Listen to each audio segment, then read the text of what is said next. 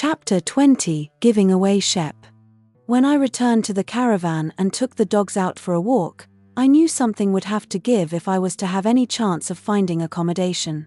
It was then I began to look at Shep, the Alsatian, and I realized that the huge size of him would almost certainly hinder any chance of a landlord agreeing to tenancy.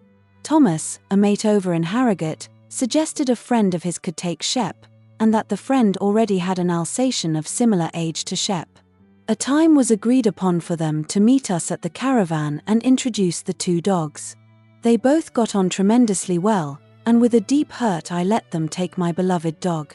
I felt I had no other choice, and it was to be, and it was for the best. Shep now has a passport, and with his new brother regularly goes to Switzerland swimming in the lakes there. The few weeks passed by without much ado and without any success in getting somewhere to let. I truthfully informed the letting agents of my past and of the two dogs and cat, and in hindsight, shouldn't have done, as none of the three ever got back to me with a property for rent, even though I troubled them daily for a viewing. When the final week approached, Isla reluctantly suggested we all move into her flat with herself and Rachel. It was doomed to failure, but desperate times demand any port, as it were. The flat was small, and Isla and I had to live in the living room with the two dogs in a cage she'd bought, and the cat, Faye, was allowed to roam the room.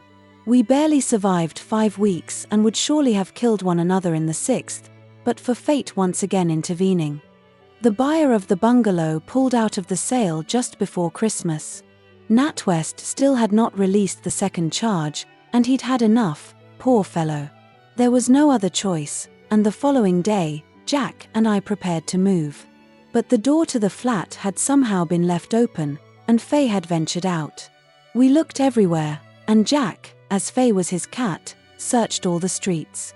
I was at work and laminated A4 posters to attach to lampposts in the hope that someone had found her. That night Jack went out and attached all the missing signs.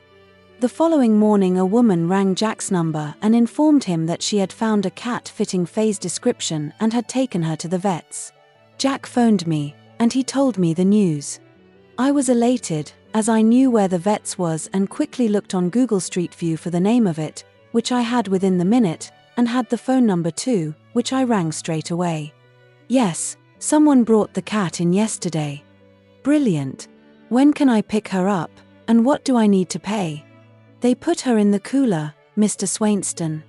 I was numb to the rest of what the vet told me about little Faye being run over, and the hardest part was picking up the telephone and ringing Jack back and telling him the sad news of Faye, his cat.